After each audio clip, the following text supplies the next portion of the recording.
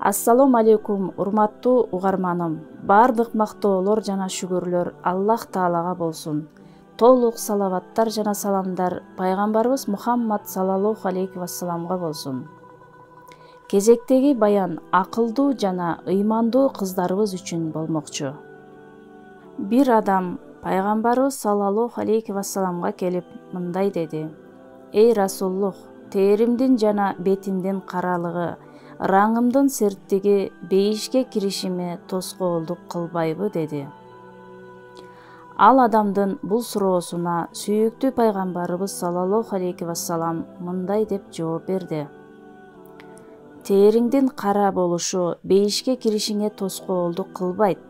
Сен бул сөзүң менен Аллах жана анын расулуна эч бир ишенбей тургандыгыңды маалымдадың. Сени пайгамбар кылган улуу Аллахка ла илаха иллаллох Мухаммад Расулуллох деп айтамын. Тахвид келмесин 8 ай чын дилимден айтып ыйман келтиргенмин" деди ал адам. Ал адамдын мындай жообун угуп, пайгамбарыбыз саллаллаху алейхи вассалам: "Амр ибн Вахаб бүгүн бул жерге келдиби? Азыр ушул жердеби?" деп сурады. Сүйүктүү пайгамбарыбыз саллаллаху алейхи вассалам сураган Амр ибн Вахаб Сахиб уруусунан болчу. Жаңы эле мусулман болгон эле. Ал жердеги сахаба пайгамбарыбыз саллаллаху алейхи вассаламга: "Бул жерде жок, бүгүн келген жок" деди.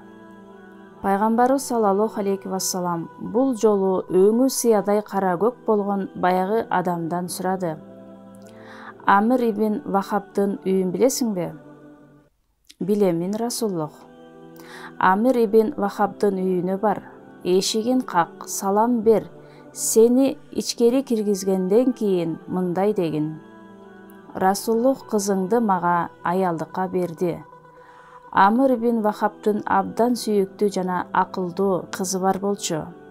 Пайгамбарыбыз саллаллаху алейхи вассаламдын сөзү менен бул жаш жигит ал үйгө жөнөдү. Эшикти каккылады, салам берип ичкери кирди. Бул адамдын абдан капкаралыгы кыздын жүрөгүн сыкты. Пайгамбарыбыз саллаллаху алейхи вассалам жиберген жигит кыздын атасына: "Расуллух кызыңды мага зайып кылып берди" деди. Кыздын атасы бул сөздү кабыл алган жок. Копол жана катуу сөздөр менен жигитти үйүнөн айдап чыкты.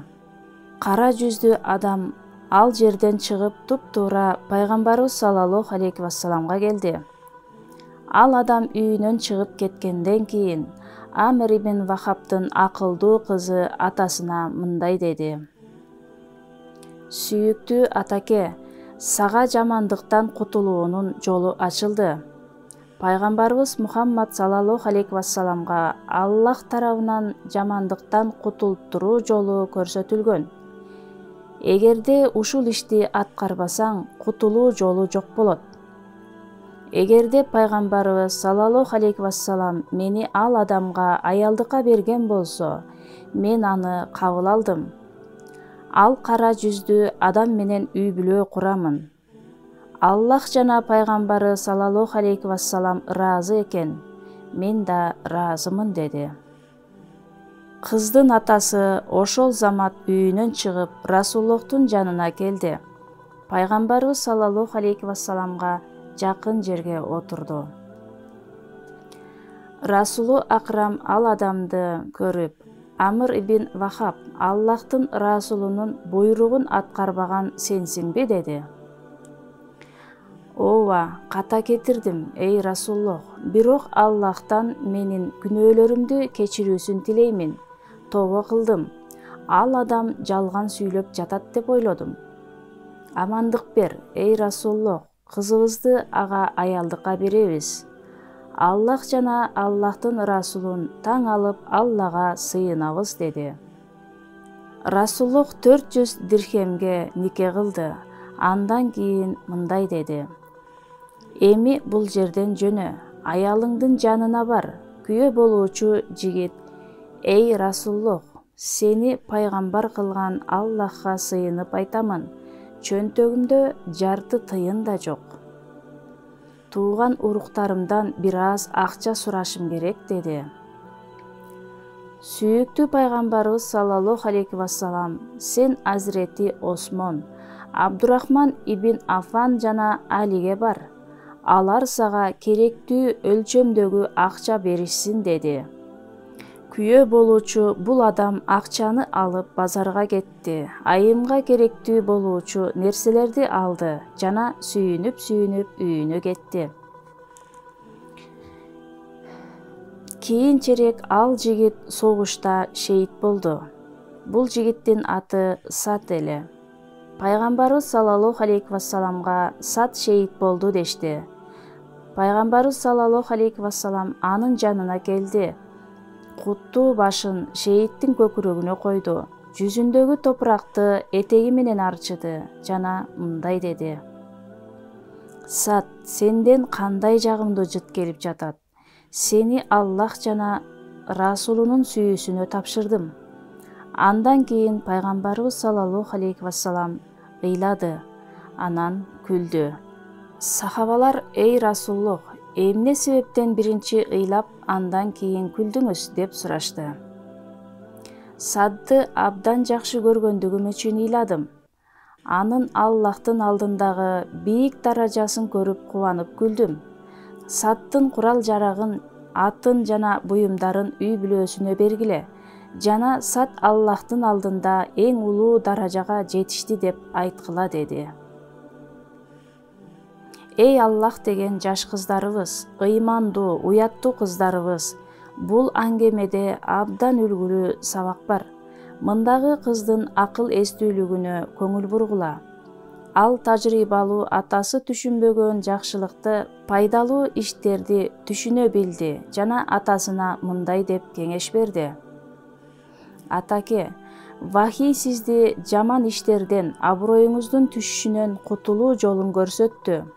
Эгер пайгамбарыбыз саллаллаху алейхи вассаламга Аллах тарабынан аброюңузду жерге уруучу, шерменде кылуучу бир вахий жиберилгенде, сиз үчүн эч бир кутулуу жолу болбойт эле. Пайгамбарыбыз саллаллаху алейхи вассалам мени ал адамга аялдыкка берген экен, мен кабыл аламын. Ал кара түстүү адам менен үй бүлө курамын. Аллах жана пайгамбарыбыз саллаллаху алейхи вассалам ыраазы экен, мен да ыраазымын деди. Акылдуу адам ушундай болот, жолдошун бейишке алып барат. Бул кыздагы акыл абдан макул, туура акыл. Пайгамбарыбыз саллаллаху алейхи вассалам да бул кыздын акылдуу кыз экенин билет.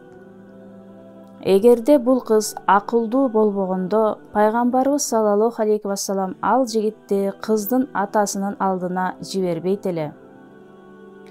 Бул жигит согушта шейит болгондо, пайгамбарыбыз саллаллаху алейхи вассалам ыйлаган болчу. Пайгамбарыбыз куттуу башын ал жигиттин көкүрөгүнө коюп, Сад, сенден кандай жагымдуу жыт келип жатат деген. Саддын бейиштеги жери Расулуллах саллаллаху алейхи вассаламды кубандырган. Демек, бул кара өңдүү жигиттин ыйманы жана адептүүлүгү ушунчалык үлгү болгондуктан, Расулуллах ал акылдуу, намыс ариеттүү кызды бул жигитке ылайык көргөн. Кыз да Аллах жана Расулуллах ылайык көрсө, мен ыраазымын деди. Бул аңгемеде улуу сөз жана даанышмандык жолдору бар. Акылдуу кыздар бул даанышмандыкка кулак салуу жакшы экендигин билген кыздар. Үлгү алгыла. Бул аңгемедеги кыз, пайгамбарыбыз саллаллаху алейхи вассаламдын буйругу, мында бир жакшылык бар, улуу бир жакшылык бар. Ал адамдын өңү кара, башкача айтканда, ал адам анчалык сулуу болбосо да, пайгамбарыбыз саллаллаху алейхи вассалам ал адамды жакшы деп билди. Мени ага ылайык көрүптүр, мен да ыраазымын деди. Бул жакшылыкты атасы түшүнгөн жок. Биринчи жолкусунда жигитти түшүнбөй, билбей, үйүнөн айдаган. Бул кыздын акылдуулугун караңызчы, атасына барып, пайгамбарыбыз саллаллаху алейхи вассаламдан кечирим сураңыз деди. Мындан да улуу акылдуулук болобу?